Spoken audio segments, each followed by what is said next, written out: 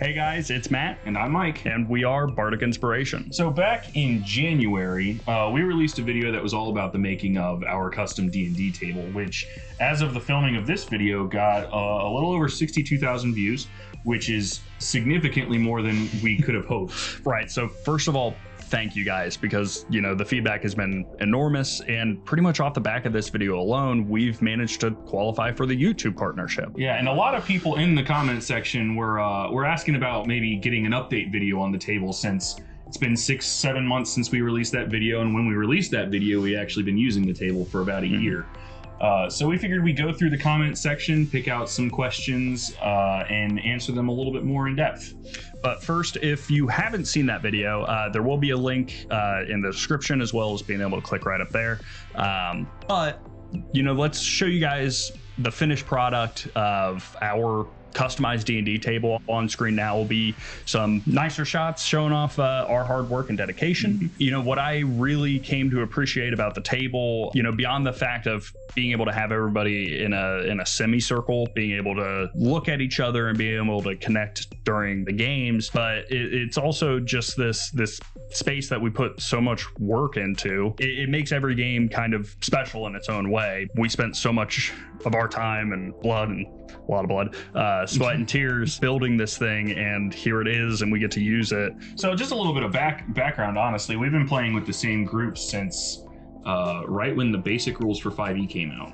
Back when we started playing, we used to play on this big rectangular dining room table at my parents' house, and that was probably the best surface we had played on at that point, and it kind of spoiled us going forward because it was so perfect for D&D really, that after we couldn't use that table anymore, everything else just didn't feel as good. Right. Like we had played when I had moved out a little while after, and I didn't have that big of a table, so we played on a coffee table in my living room, which was the worst. Right. Because there was just no space for anything. Dice rolls were constantly being chucked across the room by accident. Yeah, it was a mess. And if you were watching from an outside perspective, half the time you probably couldn't even have told me we were playing D&D, because it just the attention wasn't there. Yeah, it just looked like a bunch of sweaty dudes sitting in a circle with books. That's basically all it looked like. The table itself that we were playing on at that point had just enough space for a standard 28 by 32 battle mat, and barely for that too. It did hang out. It hung off the edges on the first table, and it wasn't much better on the second table. Right. Our best session of D&D was played on that table, bar none. Which prior to building this, because we've had some really good games since we built this. I am curious what you think our best session was. That candlelight session. That is okay. Yeah. We're gonna have to do a whole breakdown on the candlelight. Yeah. In fact, actually, I'll probably do a whole series breakdown on that entire campaign, because that was a really fun campaign. Right. Foreshadowing. But yeah, that was the bad, because it was so physically set up well for playing, and when we moved away from that, it wasn't even apparent quickly either. It over time, we eventually realized how our games were suffering from the setup. So that's when the Rona hit, and we suddenly had a lot of free time on our hands. Yeah. Way too much. Well, you more so than me. Right. I actually was working the entire time, so for me, he likes to rub that in every now and then. It wasn't that, dude. I would have loved to have had some time off, but I am appreciative that I got to work through the whole thing, because I wasn't hurting for money at all. So when he had a lot of time left on his hands, because we had been talking about building a table for a very long time before. I mean, and at first, like the video suggested, at first we just talked about buying a table, like a nice dining table to play on, but quickly you realize how expensive things are. For $400 to $500 you can have just your basic semi-nice dining room table. Now, the table that we used to play on, I want to stress, it was a very, very well built table. Like that thing, Yeah. I mean, it could easily clear $1,200. Like, Yeah, I don't know how much mom and dad bought that for, but it was Right. worth every penny. The size of it was perfect because we had that same battle mat. We laid that down, and then all around the table, you had enough room to have your books and your character sheets and everything, and it wouldn't overlap the battle mat either. So, like, that was something that we were trying to recreate almost with this table. Or, like, you know, well, obviously, if you've seen the original video, you know it looks nothing like a normal rectangular dining room table. So, I think our solution ended up working pretty well. let's go ahead and start diving into some of your comments and questions about what we made, and you know, get down to it. All right, so first one we're going to dive into is from Tyler Andrew 231. He says, instructions not clear, stapled nuts to 2x4 and covered in wood glue. Okay. All right. So this comment comes from Juan Romero. He says, great job on the finished design. Thank you. Good tips on the lessons learned, as I am sure these will come in handy for those looking to build from scratch. D&D and RPG tables are quite expensive. Building them really allows you to put your touch on and features to the finished product. And really, I mean, I couldn't agree more. Like, just with the sentiment that you can make it into what fits your group's needs. Right. You know, a lot of the comments and suggestions that we do have on this video are, you know, oh, I you know, for my group, I know I would need this and this, you know, and our table didn't even have those. And I'm like, oh, well, you know, that's fantastic. And if you were to build a table, and I want you guys to let us know, if you were to build a table, what are your must-haves, right? And if you do build a table, please tag us, because it's incredible. I love stuff like this, and I want to be able to, you know, we both want to be able to interact with you guys on the fantastic creations that you guys might have. Yeah.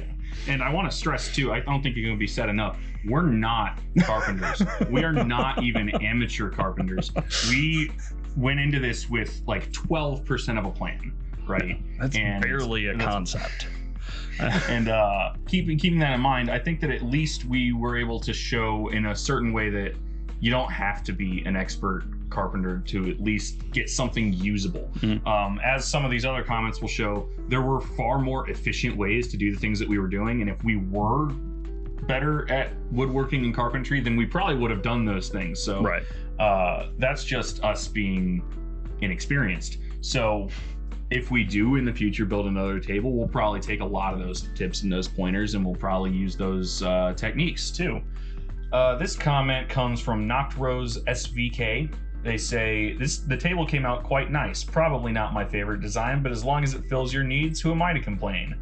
As a side note, to say the truth, some of the mistakes were quite painful to watch. On the other hand, I still didn't build anything myself, so I would probably fare even worse. That was actually like a kind of a point, was to leave those mistakes in, because we don't want anyone to come away from that video with the idea that this was super easy for us to do. And we wanted people to know that if they do try to build one themselves, you're probably going to come across some issues. Plus, I take personal offense with a lot of like DIY videos claiming how easy things are, when a lot of times it's not just the simplest thing to do. So we wanted to be as authentic as possible, and be as honest as we could by showcasing a lot of these very, you know, maybe cringy mistakes, but mistakes nonetheless, that if we were to do again, we wouldn't do again. But yeah, I mean, a lot of truth in that comment. We don't want to at any time come across like we think we're experts on the situation. Like we aren't. Almost every comment, I think, will mention the fact that we're not professional carpenters, and a lot of those mistakes were because of that. And if you are a professional carpenter, you 100% would have built a better table faster, that's sturdier. That said, this table's actually holding up really well. I'd like to think that it's pretty sturdy. Having used it for almost 1.5 years, it hasn't broken. So, which is amazing considering how much it weighs. This next comment comes from C Thompson 128. Randomly stumbled across this video through the YouTube rabbit hole. Excellent work. Looking forward to seeing updates and potentially a second table. Really cool stuff. Thank you, C. Thompson. I don't know how else to refer to you, but person 128 maybe. But no, thank you for the kind words. And you know, hopefully this video, you know, reaches you, and maybe there will be a second table. Maybe. Who knows? Maybe there will. You know, I've got some ideas. I can guarantee though that it won't be as complicated as this one if we build another one. It'll in some way. In some way, it's like as far as like the shape goes, I like to think that the long DM table, the long DM space is the one thing that we really got right on this table. Artemisian 1 says, Incarnate, it might not be free totally, but it's like $25 a year or something, and it's a great tool and allows for community submissions and copy/modify tools. Yeah. I know I've played around with Incarnate before. Personally, maybe I'm stupid, but I didn't really gel with it. But, you know, for people who are comfortable with Incarnate, yeah, for battle maps and, you know, customizable kind of displays, it's a perfect tool. Yeah, I've seen a lot of people use Incarnate for really good detailed world maps as well. Right. That seems to be what I see most people using it for. That's what I would have personally used it for. As a follow-up to that comment, somebody else commented in that thread, same thing but a one-time purchase, Wonder Draft is a fantastic option, and for not world maps you can go with Dungeon Draft. I've used both and am pretty happy with either. See, I've never actually heard of either one of those. Yeah. So that's definitely something to check out. And we'll probably will in the future, because I'm always looking for more maps to add to my collection. And I'm fairly certain that I had also commented on that thread, but in case you don't want to go looking for it, and if you're not aware, on Reddit r/battlemats, or battle maps, I believe. I think someone did comment that too. Yeah, r/battle maps is a fantastic resource. I have pulled so many last minute battle maps from that subreddit and use them in the games that I run. So, okay, so this next comment comes from Devin V. This is sick, guys. Keep up the awesome work. Well, we intend to. Thanks, Devin. Yeah, I have plans of keeping going at least. Yeah, I mean, as long as the work has already been awesome, I can at least promise it will continue being this level of awesome. So this is just, it's just us, you know. That's before we knew what we were doing. Yeah, we still don't. Yeah, we still don't know what we're doing. Our next comment comes from Melissa Weber. And they say, came for the ideas, left with the idea. You know, according to that location, we are practically neighbors. I can borrow it. LOL JK, but honestly, that is a cool idea and customizable, which is awesome. You will not see me go from 0 to 100 faster than trying to steal our table. But good luck. This thing weighs like 100 pounds. Right, honestly, if you can do it without us noticing. And where it is currently was such a pain to get in, it's gonna be worse to get it out when I move. But there might come a time where you're doing us a favor. Yeah, actually, you know? It's like, oh, finally, now we can just build a different one that's lighter. The Turtle says, love the design. For me, I would go with something like that, although with a stand plus charger for a tablet, as we tend to use D&D Beyond and maybe a slightly larger dice tray.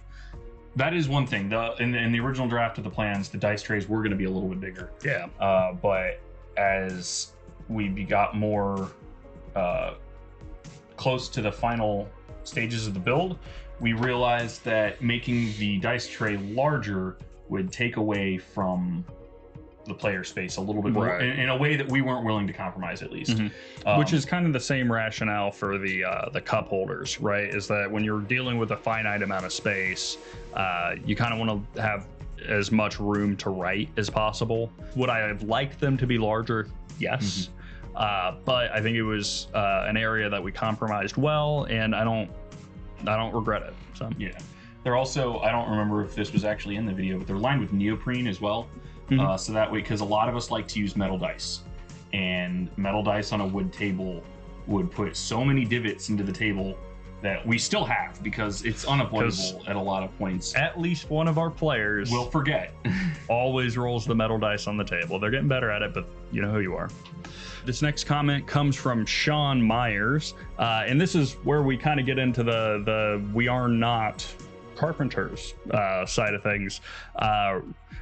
They said radial arm saw. I'm sure this has already been said, but that is a radial arm saw that predates table saws. I referred to it as a table saw in the video, and a few of you were nice enough to let me know about it, and I appreciate it.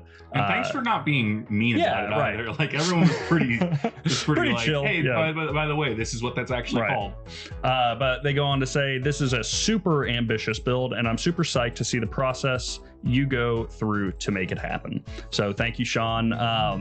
And again, I think it goes to show that you don't really have to have the knowledge to make something fun and accessible for you and your friends. It definitely helps to have some sort of workshop available to you. Like I said in the video, if we didn't have my dad's help, we wouldn't have been able to do this. Right, because we didn't own any of the tools where I was living at the time, where you were living at the time, did not have the space to do the build. More of the functional knowledge too came from our dad. He's an auto mechanic, so he's not a carpenter either. He's not, but he has to deal enough with wood.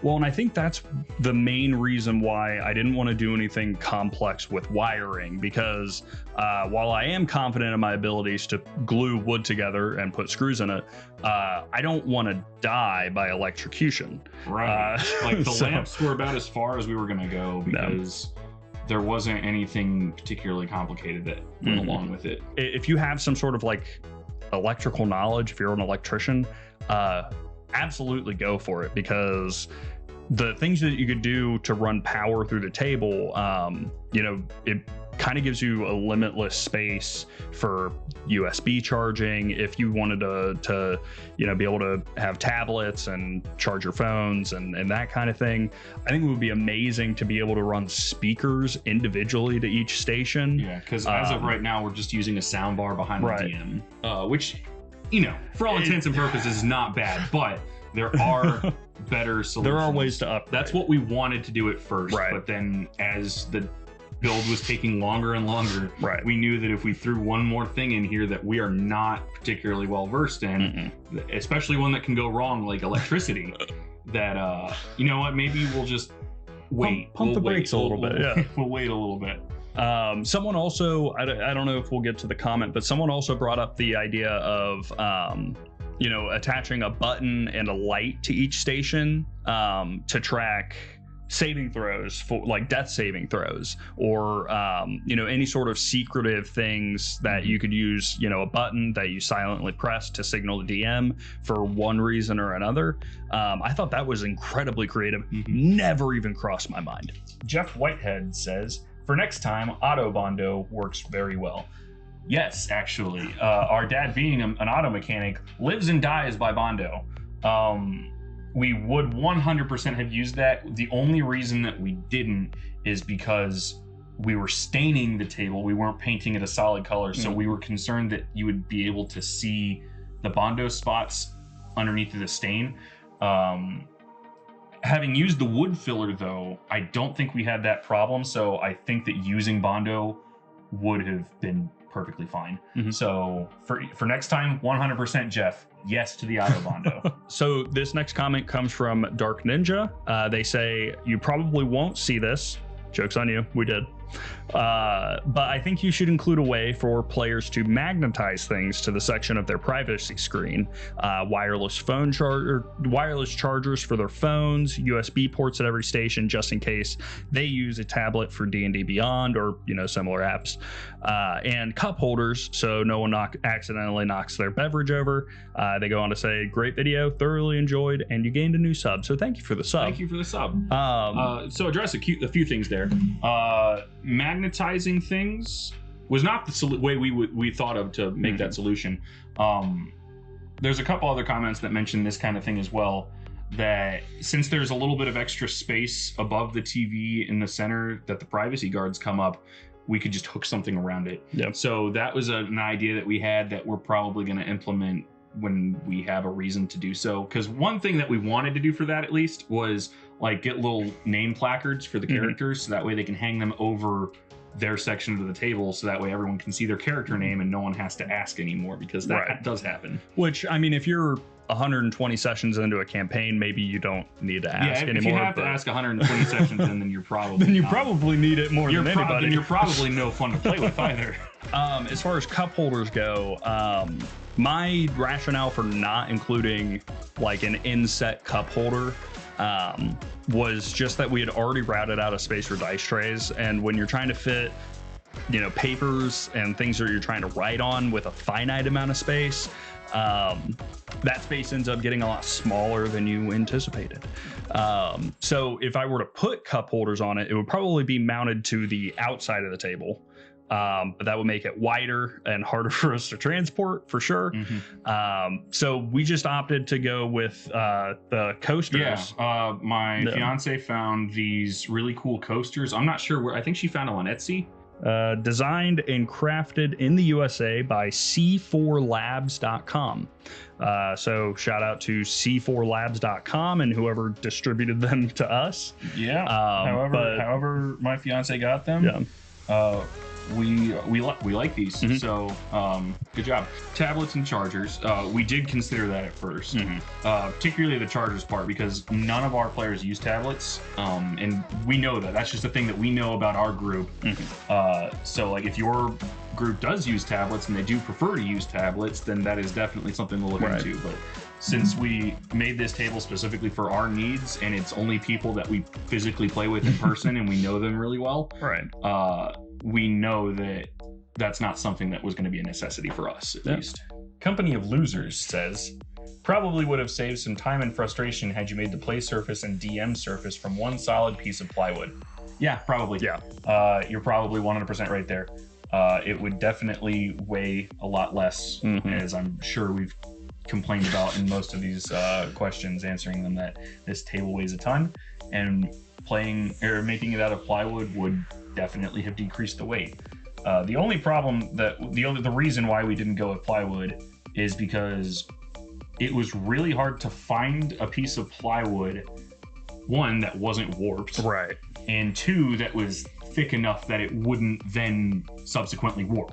The lid is made out of plywood, so there's that. Yeah, if we were to make the whole playing surface out of one solid piece of plywood, that would have definitely been far easier than what we actually did. But we had our reasons, and they were limitations slightly out of our control, but you are correct. That would be a much easier solution. Well, and in going into it, we didn't expect to leave the TV sitting on top of that bottom piece of wood. I expected the TV to need to be raised up, which, you know, I guess there are ways to fix that, even if you do go with one piece of wood. But my brain kind of went with that, you know, middle section didn't need to be attached necessarily to like all the player stations. But if we were doing it again the exact same way, I would just make it out of like a thick plywood, or, you know, fashion all of the thicker boards together and then cut the shape from there. That would have been, you know, miles easier. And like we've said over and over, we're not this is the first time we've done this. So our next comment comes from Kerwin, and they say, dude, no way this channel has only 1,000 subscribers. The editing is top notch. Thank you. And it's obvious that a lot of effort went into the content.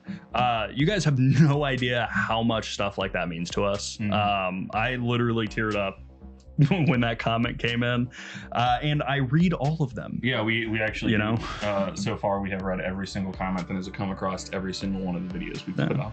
So again, thank you so much, and hopefully with your support and the support of everybody else, we can start breaking some other subscriber plateaus, and then we'll get to 5K, and then whatever the next impressive milestone past that is. But that's the plan, that's the hope, and that's the journey. I'm going to try to pronounce this correctly. Joseph Froyauf says, this is why I pay professionals to do these types of jobs, but good on you for trying. We don't have money. We thought about that at first. We were going to buy one, but for a table that would be the specific. It would be 100% custom to begin with, because we did look around to see if there was any non-traditionally shaped tables for sale, and there were a few, but they're expensive. I mean, rightly so. It takes some specialized skills and a lot of labor to do it, as we can attest to. It took us 9 months, but yeah, this was all done because we did not have the money to pay those prices, so we just did it ourselves. Yep. You are correct. Captain Kier, I hope I'm saying that right, says, I think it would be really nice to see the plans so we can make something similar, exclamation point. And yeah, I had included the original, I'll call them plans and designs.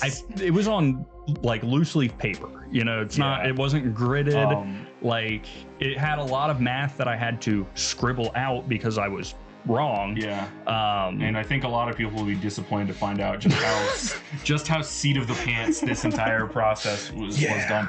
That honestly, what was in the video as far as plans go, that was the extent of any plans that we made.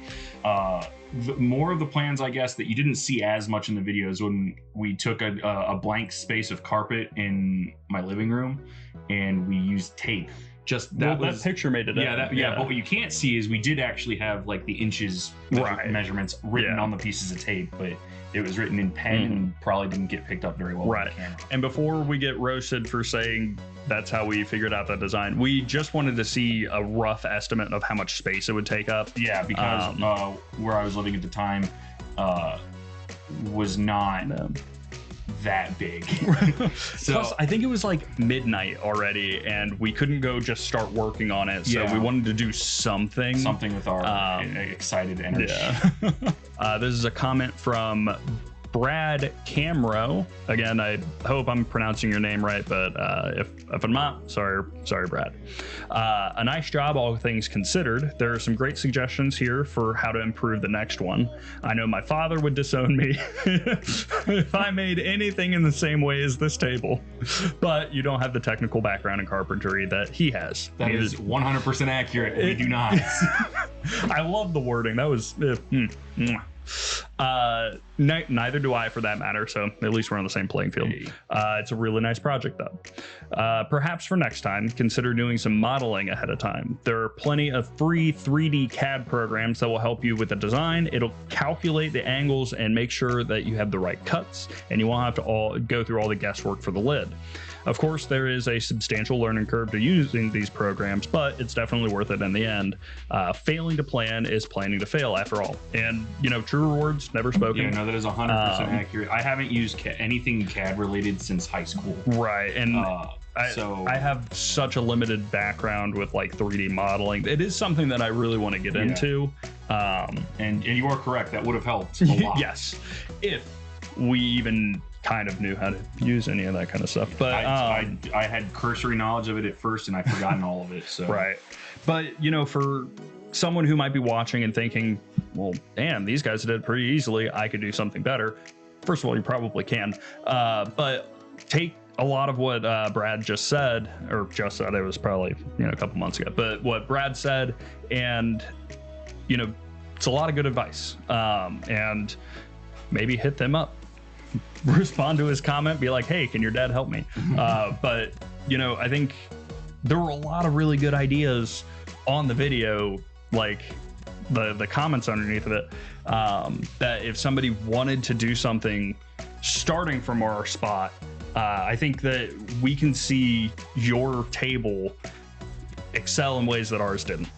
So again, and I'm really excited to see all that stuff, so please make a video, or you know, take pictures, tag us on Twitter, Instagram, that kind of thing. We are on both of those, and all of our socials are in the description. So if you're not following us, you're probably like the rest of most of us. If you feel so inclined, follow us on social media, but definitely tag us in your work, because I want to see it. Billy Bob Bo Benson says, hell yeah, that's what I'm talking about. So many of these gaming table projects on YouTube are so precise and polished that the average Joe would never be able to match them. This one has charm. It's a little uneven, a little rough around the edges, but that makes it all the better. Yeah, that was the point. I think of the way we did the video too. We didn't do that though as a contrast to other channels doing table videos either. Like, honestly, I didn't watch any other table build videos before we made this. We kind of were making this as sort of like just for posterity before we even had the idea to start a YouTube channel. So like that wasn't really any of the motivation behind it at all. But yeah, like, I mean, that's why we wanted to, like, it didn't come out perfect. We didn't think it would come out perfect. We're not going to act like it came out perfect because it didn't. You can see exactly where we went wrong, and you know, yeah, and we've tried to be upfront about it. Yeah, too, we don't want anyone coming away with the wrong impression that we think that we didn't do anything incorrectly. As far as other channels making tables, they're probably better at this than we are in the first place. So. Yeah, I know. Like, if you want to go through and like compare ours to Wormwood, they're professional. They're professional woodworkers, so right. I would expect their table to beat the crap out of ours. It's our table. It's definitely our table, and I wouldn't trade it for anything. Yeah, except maybe agreed. Ravencraft says, it would be awesome if you could put together refined plans to sell for a minimum to others who would like to try to build one also. I think that is a fantastic idea for someone who has built a much more technologically sound table. I am completely fine with telling all of our dirty secrets for free on this one, because, you know, because you shouldn't have to. You shouldn't, yeah. Like, and like we'd much rather avoid anybody else following. That's part of the reason why we didn't even put up our plans or anything like that. Really, is like you shouldn't follow what we did, to be honest, because you're just gonna get frustrated. Because we had quite a few intense screaming matches because of how things were not going the way we wanted them to, and we had to come up with different solutions on the fly, and we didn't agree on what those solutions necessarily would be. Right. So I mean, like the previous comment, you know, failing to plan is planning to fail. I think someone should make a better table. And if they want to sell the plans, go for it. But if you want to follow ours to a T, Godspeed, Spider-Man. Just don't. Next comment comes from BJ Weimer.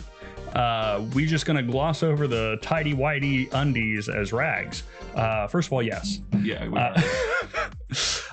But he's not the only. This person's not the only person to ask that either. We got a lot of comments on the underwear, man. That. Our dad's from Kentucky, and he's an auto mechanic. Right. We've just grown up that we use old, dirty clothes as rags. Right.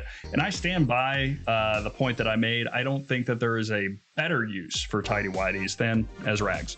Also, we wash them. Come on, right? If you're that concerned about it, I question how often you wash your underwear. Fred Myers says, got to love the jockey glue rags. Yeah. Told you. Yeah. Alrighty. Next comment comes from Fleet Centurion. They say no protective cover for the TV. 2 of the stations are too far away from the playing surface, and more needless extras like the lamps and dice trays that I see on every other table. Fair. If that doesn't work for you or your group, by no means are we saying you have to build a table that looks like ours. You know, when I build another table, it won't look like this. Yeah, it definitely won't look like this. So we'll do so many different things. I feel like the more accurate way to describe that is 2 of the stations are closer to the TV than the other ones, but I don't think any of them are too far away. Right. We'll put it that way. People have asked whether it's difficult to see the TV with the battle mat on it from any of the seats. We haven't had any of our players complain about that. No. And we've each taken our time, you know, at different parts of the table. And it's nothing that a simple lean doesn't fix. So. Right. And that's also part of the reason, to address another part of that comment, that one of the reasons that there's no protective cover on the TV is we didn't want minis to have that floating effect. Yeah. Because then we would have an issue because of the angles, because then your character might look like they're in a different spot than they actually are. Yeah. So I guess another note on that, the TV was free. It was free, yeah. So we spent no money on the TV. It was given to me by my old roommate when he won a new TV that was bigger. So he gave us this TV. He's actually in our group, in one of our groups, so he felt like it was perfectly fine to give us the TV because he was still going to get to use it. Yep. But yeah, it was free, and also it hasn't sustained any damage. Right. Like there are no scratches on it from playing D&D at all. No. I mean, and I will say we are careful with it. Yeah, we're definitely not rolling dice on the TV. That's not happening. Don't roll dice on TVs, and guys. we're not like pushing down and sliding miniatures across the TV either. We're picking them up and we're moving them. Like, I understand that might be a concern for some people, and it was at first for us. There were drafts of the plan that included like a glass cover, but none of those solutions we felt were necessary, to be honest, because we almost were going to do a trial run where we played for a little while and see if like we felt like we needed one, and you know, a year and a half later we don't need one. There's nothing wrong with the surface of this TV. Now, with that said, if you were still like, you know, wary about using a TV screen, what I would recommend is definitely go with a piece of glass over the top of it, but also get a screen that is perfectly flat. Because our TV screen has, you know, like a TV edge. And, you know, that's where we would get that like floating effect, right? When you have a 1/4-inch piece of glass over top of it. 1/4-inch piece of glass. Either way, you know what I mean. Is centimeter or two. Yeah, but like, yeah, no, that added with the thickness of the glass just exacerbates that problem, really. Our next comment comes from James Sticka. I'm not exactly sure, but my apologies.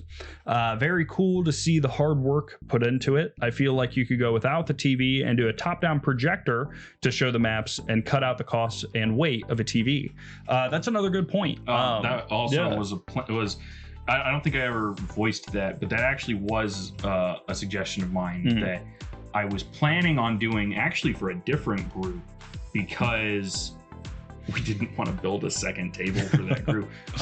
Where we were playing at another friend of mine's house, and he just had a fold-out table, and we were considering the idea of using a top-down projector just mounted on the ceiling. But he was like, "Well, I live in an apartment complex that I'm not allowed to put holes into the walls or the ceilings," so we had to nix that idea. However, when I buy a house, maybe that might be a way that we go. But yeah, I did consider that, and it would be an excellent suggestion. You avoid any of the floating problems that you would have if you use a TV. You don't need a protective cover for it, for sure. You can just use a blank white piece of paper and just go to town. I think personally, I would shy away from the projector because super small gripe. But I would get really annoyed anytime my hand passes over and creates a shadow. That would annoy me to no end, and I am completely aware that that's completely unreasonable. But yeah, it is you know, possibly a cheaper option. There are some projectors that are you know, almost as expensive as most TVs. And in this case, our TV was $0 because it was free. So any projector would have been more expensive, right? But definitely a valid option to check out. All right, last question. Felton Smith says, is there anything that you found you would change after playing on it after 2 months or so? Well, fortunately, we have a larger sample size than that. We've been playing on it for well over a year. Yes, there are definitely some things that I would change about it. One, the weight. Just broken record, say it again. This thing weighs so much that it's a pain whenever fortunately, I've only had to move it twice. Right. But eventually I'm going to have to move it a third time, and I would have preferred for it to not weigh as much to make that third time easier.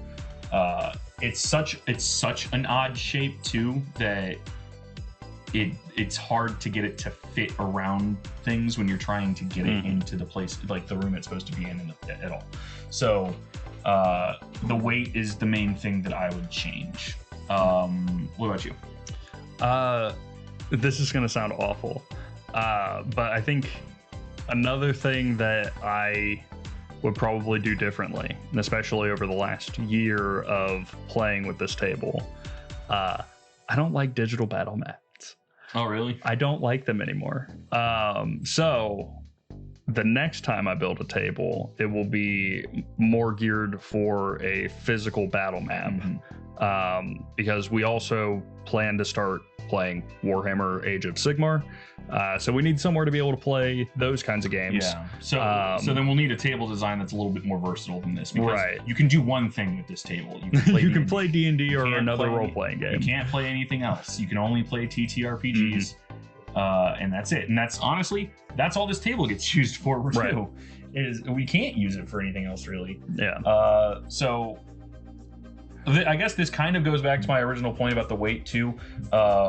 I think when it was all said and done, we didn't have to use wood that was nearly as thick as what we used. I think the main playing surface is somewhere between 3/4 inch. I don't think it's full inch, but it's definitely at least 3/4 inch. It didn't need to be that thick, and that contributes so much to the weight. The only reason why it being that thick was useful at all was for routing out the dice trays, which if Right. we were to use a thinner material, we would just come up with a different solution for that. Right. I'd probably have just cut the shape and then created a physical tray that Like a fit removable. in. Yeah. Yeah. But yeah, I think, you know, even with the table being so heavy, I appreciate the sturdiness. And you know, it all came together fairly nicely, maybe a little bit rough around the edges, but it's, at the end of the day, it's something that we worked our asses off for, A lot. and I love it. So There's some things I would definitely not change about it. The shape.